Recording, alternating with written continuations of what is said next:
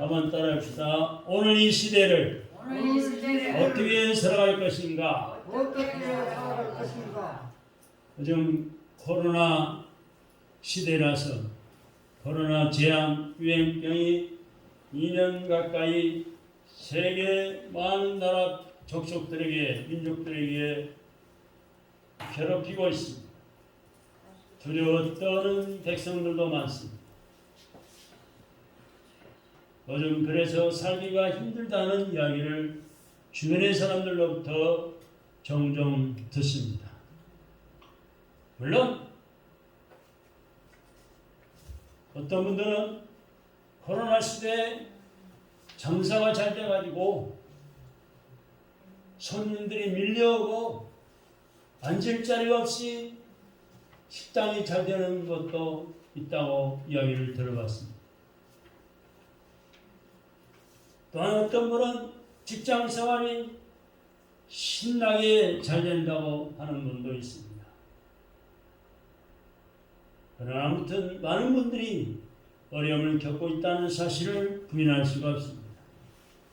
어려운 때일수록 필요한 것은 바로 우리 믿음의 사람들에게는 용기 있는 신앙생활이라고 할 수가 있습니다. 이 용기란 무엇일까요? 네 가지 요소로 구성됩니다. 즉, 지성, 책임감, 신념, 희생입니다. 한번 따라합시다. 지성, 책임감, 신념, 희생. 용기 있는 신앙생활을 위해서도 네 가지의 구성 요건이 갖춰져 있어야 한다는 것입니다. 첫째는 올바른 판단을 내릴 수 있는 지성이 있어요. 참 세상이 헷갈려. 뭐가 뭔지 헷갈려. 요즘 뉴스에서 유튜브에 떠들어대고 뭐 대장동 사건이 어쩌고 뭐 이성도시 윤회도시 사건이 어쩌고 대통령 후보 나올 사람들이 어쩌고 저쩌고 헷갈려. 뭐가 옳은지 그런지 알 수가 없어. 판단을 흐르게 하는 세상. 그러나 우리는 하나님의 진리의 말씀을 기준으로 삼고 바로 판단할 수 있는 지성이 있어요. 두 번째는 그 판단을 책임있게 감당할 수 있는 책임감이 곁들여져야 합니다. 세 번째는 결단과 확고한 신념을 가져야 합니다. 네 번째는 희생하려는 자세가 있어야 합니다. 이 네 가지 요소를 고루고루 갖추게 될 때에 용기 있는 신앙생활을 할 수가 있고 온갖 어려움을 극복해 나갈 수가 있는 것입니다. 이런 네 가지 요소를 골고루 갖춘 용기 있는 사람이 된다는 것은 물론 쉬운 일이 아니겠죠. 그렇지만 오늘 읽으신 이 성경 보면 성경의 말씀에 보면은 노아라는 사람이 나옵니다. 따라합시다. 노아는 어느 면으로 보나 가장 어려운 시대를 믿음으로 용기 있게 살아간 사람 중에 한 사람. 죄악이 관영하고 이 죄악이 관영했다는 죄가 가득 찼다는 말입니다. 많은 사람이 대다수가 죄를 범하고 있다는 사실. 심판이 임박한 그 시대를 여롭게 온전하게 걸어가신 하나님과 동행하여 살아간 사람. 누가요? 노아가. 가만히 생각해 보면은 가장 살기 어려운 때에 용기 있는 신앙생활을 하는 것이야말로 믿음으로 사는 것입니다. 어려운 때일수록 걸어가신 하나님과 동행하면서 믿음의 용기 있게 살아가는 것이 바로 우리 그리스도인의 삶인 것입니다. 할렐루야. 성경이나 교회 역사에 나타난 훌륭한 믿음의 선배들을 보면은 한결같이 삶이 편할 때보다도 삶이 가장 어려울 때 믿음으로 살았던 분들이 축복을 받았습니다. 여러분, 코로나 유행병 시대로 다 어려운 거 아닙니까? 그 중에서도 잘 되는 사람은 잘 되고 돈 버는 사람은 돈 벌고 건강한 사람은 건강하고 용기 있게 사는 사람은 용기 있게 사는 모습들을 볼 수가 있습니다.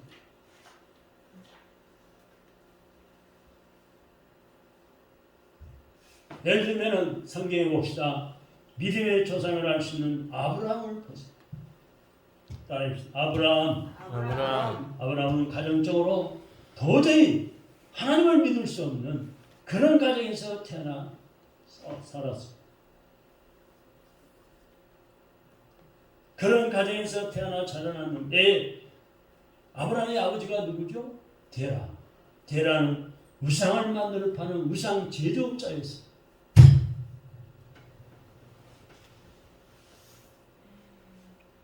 우상을 제조하는 집안에서 자란 아브라함은 그런데 걸어가서 하나님의 부름을 받았어요.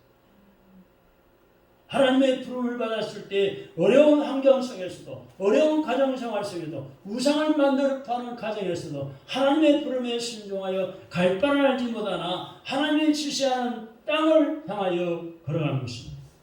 할렐루야. 아멘. 여러분, 하나님은 이런 아브라함을 축복하셨습니다. 믿음의 조상이 되게 하시고. 여러분 또 모세를 보세요. 창출의 민신 5권의 성경을 기록한 모세를 보시기 바랍니다. 이스라엘 민족이 자기 민족이 억압과 가난과 착취와 고통을 받고 있을 때 모세는 자기 몸을 투신했습니다. 이런 모세를 하나님은 축복하셔서 이스라엘 민족의 영웅이 되게 하셨다고 볼 수가 있습니다. 뿐만 아니라 에레미야를 보세요. 에레미야는 그는 이스라엘 바벨론에 의해서 멸망해가는 눈물의 시대에 태어났습니다. 여러분, 자기 민족이 다른 나라의 침략을 당해서 멸망해가는 모습을 볼 때 좋아할 사람이 누가 있어요? 우리나라 이제 어떡하지? 우리나라 망하면 나도 망한다. 이런 시대에 태어났어. 이때 하나님께서 에레미야로 하여금 이스라엘 민족의 회개와 단결을 호소하게 하셨습니다. 어려운 때에 빛을 비추라고 한 이 에레미야였기 때문에 위대한 선자의 발자취를 오늘 우리에게 남겨주고 있는 것입니다. 세상이 죄악으로 어두워질수록, 코로나 재앙으로 어두워질수록 작은 빛도 찬란하게 돋보이는 것입니다.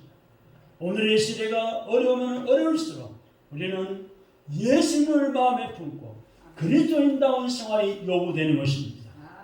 오늘 우리는 본문에 나오는 이 노아의 생을 살펴본 것입니다.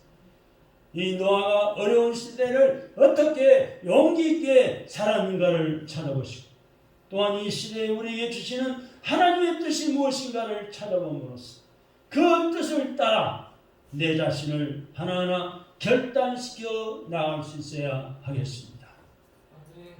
첫 번째는 노아는 악한 시대에 태어나 살았지만 세상의 악에 휩쓸리지 않았습니다.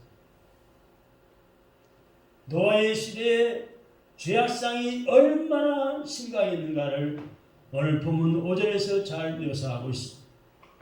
5절의 말씀 보시기 바랍니다. 한번 읽어봅시다. 시작. 여호와께서 사람의 죄악이 세상에 가득함과 그 마음으로 생각하는 모든 계획이 항상 악할 뿐임을 보시고 땅 위에 사람 지으셨음을 한탄하사 마음에 근심하시고. 노아가 살던 시대를 이렇게 표현하고 있습니다. 죄악이 세상에 가득하다 라는 말씀은 온 세상이 죄와 악으로 가득 차 있는 겁니다. 어느 한 구석도 성한 데가 없다는 말씀. 우리들이 살고 있는 오늘의 사회 속에서 이와 같은 모습을 많이 보게 됩니다. 직장에도 부조리가 있고, 사업을 해도 양심이라는 것이 바보스러워 있고, 가정에서도 윤리의 기초가 흔들리고, 나라와 국회도 무엇이 질서고 무엇이 법이고 무엇이 양심인가를 분간하기 어렵습니다. 서로 잘했다고 잘못을 인정하지 않고 앞에서는 이렇게 말하고 뒤에서는 또 말을 다르게 말하고 어딜 가도 불의와 가득 차 있어서 바르게 산다는 것이 어리석게 보일 뿐인 것입니다. 특히 한국인의 의식 속에는 군중 심리가 많이 작용한다고. 유행에 민감합니다. 나쁜 짓을 해도 혼자 하면은 양심의 가책을 느끼고 때로는 통미하는 마음도 갖습니다. 그러나 여러 명이 어울려서 여럿이 어떤 나쁜 짓을 하면은 양심이 무뎌집니다. 그렇지만 노아를 보시기 바랍니다. 죄악이 가득한 그 시대에 그 세계 속에 휩쓸리지 않고 죄악에 빠지지 않고 고고히 자기 자신을 지키고 있었습니다. 이것은 놀라운 믿음의 용기입니다. 그래서 오늘 본문 말씀 9절의 말씀 보십시오. 9절에 띄워보세요. 9절에 뭐라고 말씀하고 있습니까? 노아는 의인이요 당대의 완전한 자, 그가 하나님과 동행하였으며. 할렐루야. 한번 따라해주세요. 노아는 의인이요 당대의 완전한 자라 하나님과 동행하였으며. 이것이 바로 올바른 신앙생활. 저와 여러분들이 이런 신앙생활을 해야 하나님이 기뻐하시고 영광 받으시고 은혜와 복을 주시는 줄 믿으시기 바랍니다. 사는 것은 개떡까지 살면서 말하는 것 행동하는 것 다르고 뭐가 진실인지 거짓인지 분간하기 어려울 정도로 헷갈리게 살면서 어떻게 우리가 하나님의 거룩한 복을 받겠어?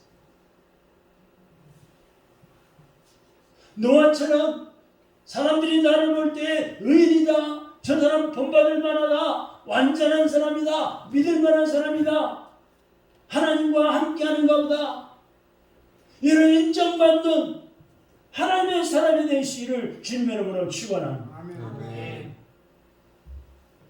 탕류에 휩쓸려가는 것이 아니라 오히려 탕류가 밀어닥칠지라 자기를 우뚝 세우려고 하는 이 고고한 자세가 그리스도인을 그리스도인답게 만드는 것입니다. 어둠의 역사 속에 함께 어우러지려는 것이 아니라 어둠은 어두울수록 하나님의 빛을, 복음의 빛을, 하나의 빛을 비추하는 것입니다. 아무리 작은 불빛이랄지라, 아무리 작은 성냥개비 하나 불빛이랄지라, 그 빛이 비치면은 그 앞이 어두움이 물러가 환해지는 겁니다. 종교적으로 가장 어려울 때 살았던 이 루터를 보십시오. 뭐가 진리인지 비진이 분별하기 어려운 이 종교적으로 어려운 때, 가장 어려울 때 살았던 루터는 종교개혁을 부르짖으면서 생명을 걸고 종교개혁을 성경으로 돌아갑시다. 진리로 돌아갑시다. 하나님의 말씀대로 삽시다. 부르짖으면서 이와 같은 명상록을 기록한 적이 있습니다. 잠깐 들어보세요. 더 많은 은혜는 우리의 짐이 더 무거워질 때 주어집니다. 우리의 수고가 더 커질 때 은혜의 힘도 커집니다. 그래서 시험이 많을수록 하나님의 자비가 증가하고 고통이 더할수록 하나님의 은혜도 더해집니다. 나의 인내의 창고가 꽉 차버리고 나의 힘이 거의 막판에 달하고 내 자원이 고갈되어가는 때 하나님의 은혜는 겨우 시작하고 있는 것입니다. 하나님의 사랑은 한도가 없습니다. 그 크신 하나님의 사랑 말로 다 할 수 없어요. 하늘을 두루마리 삼고 바다를 먹물로 삼아도 다 기록할 수가 없어요. 하나님의 능력에는 울타리가 없습니다. 하나님은 예수 그리스도 안에서 우리에게 무엇인가를 주고 싶어 하십니다. 우리 아버지 하나님은 이 풍성한 가을철에 많은 열매를 거두게 하시면서 많은 알곡을 추수하고 거두게 하시면서 무엇인가를 더 주고 싶어 하시는 하나님이십니다. 할렐루야. 오늘도 차월 타운하우스 우리 최대 입사님 목사님 오늘 가을 날씨 중에서 최고로 날씨가 좋네요. 왜 그럴까요? 하나님의 자녀인 저자들에게 무엇인가를 더 여물게 하고 알곡되게 하고 더 많은 곡식들을 알곡들을 잘 익혀서 우리에게 주시고자 하는 것입니다. 할렐루야. 얼마나 감사합니까? 하나님은 세상이 어두울수록 죄악으로 말미암아 세상이 어두워져 갈수록 빛이 더 필요한 사실을 알고 계십니다. 무슨 말입니까? 하나님은 이 세상 모든 사람들이 많은 사람들이 죄를 짓고 더 거짓말하고 더 파악하고 더 도둑질하고 더 사람을 등쳐먹고 사기꾼이 득실거릴지라도 더 많은 죄악이 많아질지라도 그럴 때일수록 복음의 빛을 따라서 복음의 말씀을 따라 순종하며 복음의 빛을 바라도록 바라고 계시는 하나님이십니다.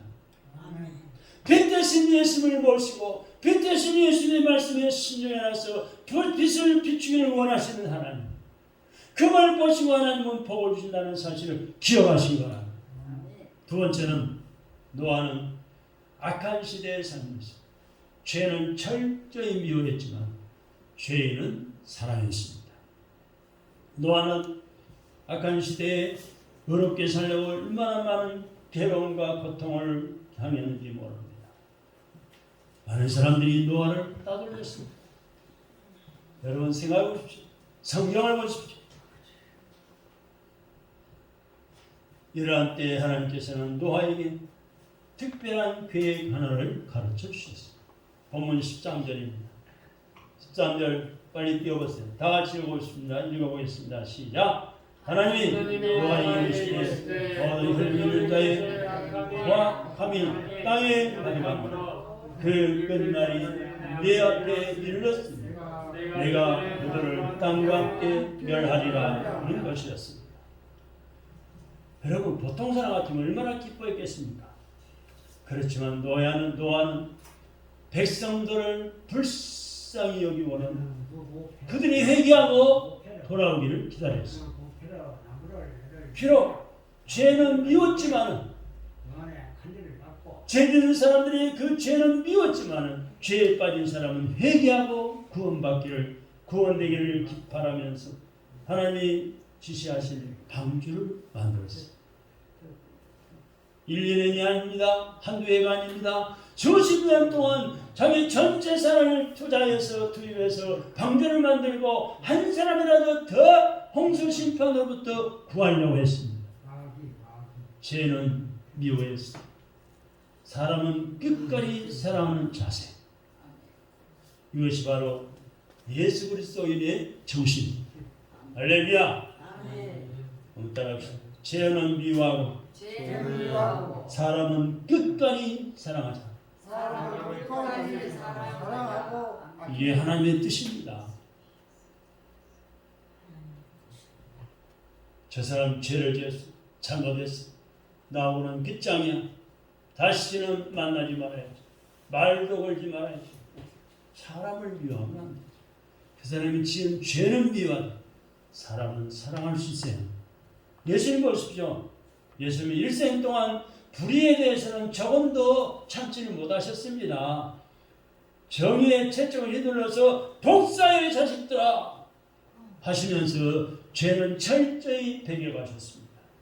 그렇지만 그 죄에 빠진 사람들에 대해서는 끝까지 사랑하셨어요. 가룟유다가 배신하고 돌아섰지만 끝까지 사랑하셨어요. 자기 자신의 십자가를 지고 골고다 언덕에 세워지는 그 비극적인 죽음에 이르기까지 하시면서 사람을 사랑하셨다는 사실. 그 단적인 모습은 바로 십자가상에서 나타났습니다. 십자가에 달리신 예수님, 로마의 병사들이 예수님의 그 두 손과 발에 큰 못을 박습니다. 큰 못을 받고 그 못자국에 손이 발이 들어갈 때마다 피가 쏟아져 흘러내립니다. 여러분, 그 비극적인 죽음을 이르기까지 하신 사람을 사랑하셨다는 사실. 그래서 고통과 피가 남자하게 된 그 순간 그런 순간에도 예수님은 조금 더 고통을 원망하거나 그 사람들을, 자기를 십자가에 못 박는 사람들을, 상에 찌르는 사람들을 원망하거나 증오하거나 비판하지 않으시고 이렇게 하나님 앞에 기도하셨습니다. 아버지여, 저들의 죄를 용서하여 주시옵소서. 저들이 알지 못하나이다. 저들을 용서해달라 하시면서 자기를 못 받고 있는 그들을 위해서도 용서와 사랑을 구하고 계신 겁니다. 그렇습니다. 우리가 잘못한 죄악은 철저히 정죄하십니다. 죄에 빠진 우리 영혼은 버리지 아니하십니다. 그래도 구원하시려고 예수님 자기 스스로 십자가까지 지신 거예요. 그 은혜가 얼마나 감사합니까? 자신을 죽이는 죄인들의 죄악은 정죄하셨지만 십자가에 못 박는 사람들 끝까지 용서하셨습니다. 우리 그리스도인은 잘못한 사람을 꾸중할 때도 그 사람을 비난하는 마음보다도 진심으로 사랑하는 마음이 앞서야 합니다. 사랑하니까 내가 그래야지.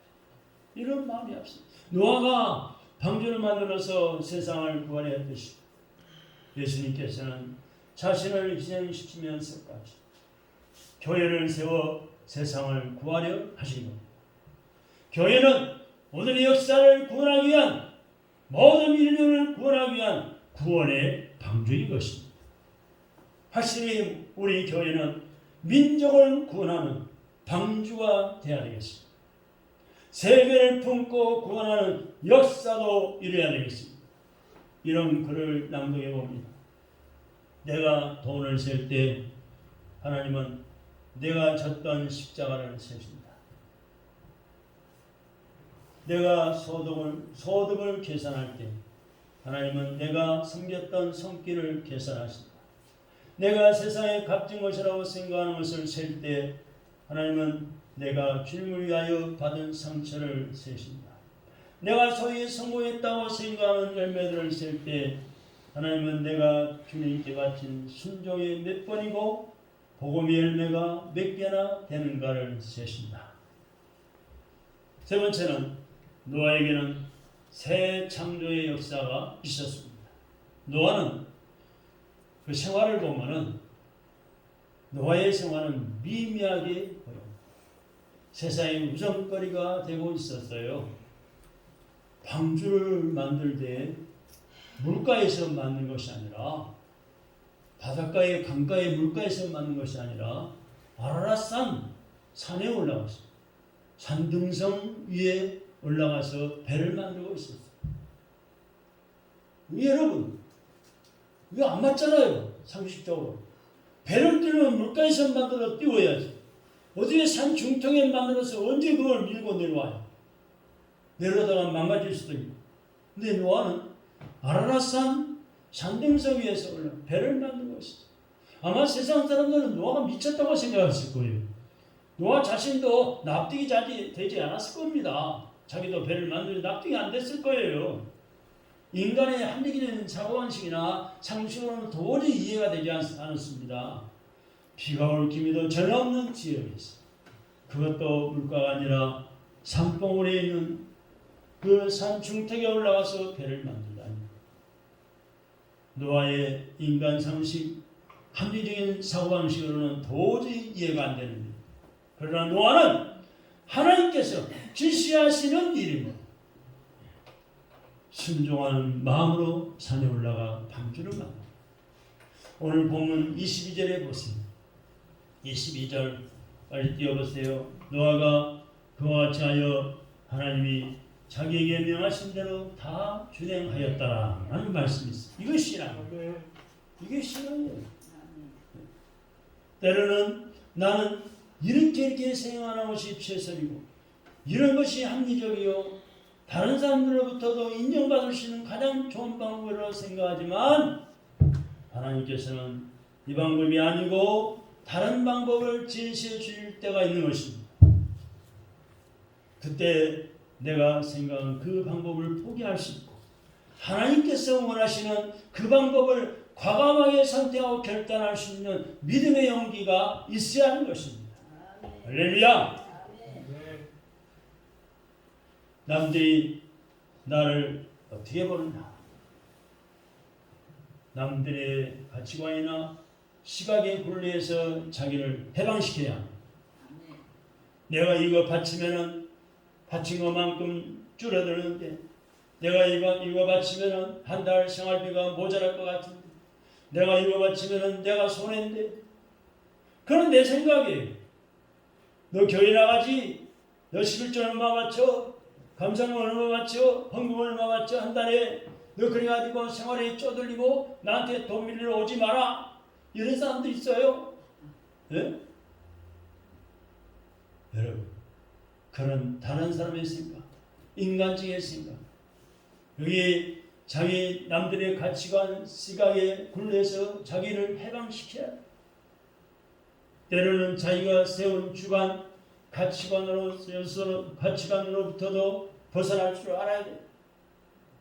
때로는 우리에게 자기의 주관에 맞춰서 하나님을 바라보고 속단하는 경우가 많습니다.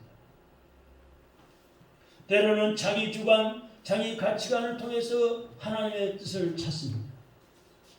그래서 자기 가치관, 자기 주관을 합리화시키는 도구로서 하나님의 뜻을 이용하는 경우도 많습니다. 그러나 하나님께서는 내 생각이 옳고 정당하다 할지라도 다른 방법을 선택해 줄 때가 있습니다. 어떤 때는 그 방법을 택할 수 있지 않은 것이 신앙의 길인 것입니다. 자신이 생각하기에는 이것이 최선인 것처럼 여겨지지만 하나님은 정반대의 길을 제시할 때가 있습니다. 그때 하나님 앞에 겸허한 자세를 가져야 합니다. 여러분, 사도 바울을 생각해 보십시오. 사도 바울 한번 생각해 보십시다. 바울은 철저한 유대 정통주의자였습니다. 바르세파 사람 중에 바르새인이라고 말씀하고 있습니다. 유대주의에 철저했기 때문에 이 유대주의 관점에서 보면은 기독교인은 이단이었어요. 이단을 없애는 것이 유대주의를 부흥시키는 계기가 될 수 있었던 겁니다. 이런 생각에 사로잡힌 바울은 다메섹의 동네에 있는 기독교인들을 박해하러 가다가 하나님께 붙잡힌 거 아닙니다. 바울의 생각에 이 길이야말로 다메섹 가서 기독교인을 잡아 죽이고 박해하는 일, 이 길이야말로 정당하고 옳고 가장 인정받는 길이라고 생각하고 나갔지만은 하나님께서는 그 길이 아닌 다른 길이 있다는 사실을 바울에게 일깨워 주신 것입니다. 그래서 하나님께서는 바울의 발걸음을 붙잡으십니다. 어디서? 다메섹으로 가는 길바닥에서. 하나님께 발걸음을 붙잡혔을 때 바울은 하나님께서 계시해 주시는 또 다른 길을 향하여 자기를 새롭게 결단시켜 갔습니다. 여기에 바로 사도 바울의 위대한 점이 있습니다. 내가 생각하고 있는 바가 아무리 좋은 것이랄지라도 그것을 주장하기에 앞서서 하나님 앞에 겸허한 자세를 가지는 것입니다. 우리가 어떤 일을 행할 때 내가 원하는 것이 무엇인가, 저 사람이 좋아하는 것이 무엇이냐를 생각하기 전에 이런 경우라면 하나님은 어떻게 하실까를 생각한다면 미처 생각지 못한 것이 떠올라 결단할 수 있는 용기가 솟아오르게 되는 것입니다. 여러분, 우리는 이러한 믿음의 용기를 가질 수 있어야 되겠습니다. 할렐루야. 믿음의 용기가 대단히 중요합니다. 여러분, 제2차 세계대전 때 유베프 이야기가 있습니다. 유베프 이야기는 더 감명스럽습니다. 독일군의 공습으로 인해서 영국의 서울 런던은 밤낮없이 폭탄이 소나기처럼 쏟아지고 있었습니다.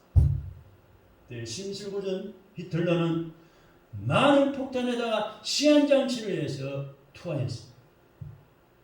그래서 공습이 지난 후에도 끝난 후에도 멈춘 후에도 시민들은 영국의 시민들은 그 시한폭탄이 언제 어디에서 어떻게 폭발할지 몰라가지고 불안에 떨고 있었어요. 폭탄이 투하되자마자 폭발하는 것이 아니라 어떤 폭탄은 30분 만에, 어떤 폭탄은 1시간 만에, 어떤 폭탄은 몇 시간 후에, 또 어떤 것은 며칠 후에 폭발하도록 시한장치가 되어 있었던 거예요. 그러니 공습경보가 끝나고 런던의 시민들은 안절부절할 수밖에 없었어요. 언제 어디서 어떻게 폭탄이 폭발해서 죽을는지 모르겠다. 얼마나 불안하겠어요.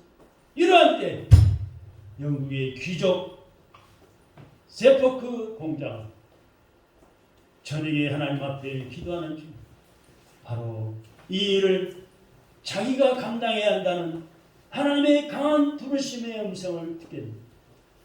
그 순간 이 세포크 공장은 자기 운전기사와 여자 비서와 함께 시한폭탄을 처리하는 UBF라는 결사대를 조직했습니다. 이들은 이 결사대는 시한폭탄이 떨어진 것을 찾아가가지고 죽음을 무릅쓰고 무려 34개의 시한폭탄을 해체한 겁니다. 35개 죄를 처리하는 시간 폭탄이 팍! 터져가지고 세포크 공작과 운전기사 여기서 일행은 죽음을 당했습니다. 그들은 이름도 빛도 없이 죽었으나 런던의 많은 시민의 많은 생명을 구했습니다. 그 일이 하나님의 소명으로 생각했기 때문에, 여겼기 때문에 그들은 믿음의 용기 있는 희생을 했던 것입니다. 그들에게 명예나 지위나 돈 문제가 안 됐습니다. 그들에게 중요한 것은 그런 것들은 주어지지 않았을지라도 하나님께서 원하시는 일이라면 내가 그 일을 하겠습니다. 라는 불타는 소명이었던 겁니다. 이런 분들이 이 나라는 발전하고 새로운 창조 역사를 이루어질 수 있는 것입니다. 용기 있는 희생, 그것이 곧 창조적인 삶. 하나님의 부름을 집착할 때 자기 희생의 신앙 용기를 가지게 되는 것입니다.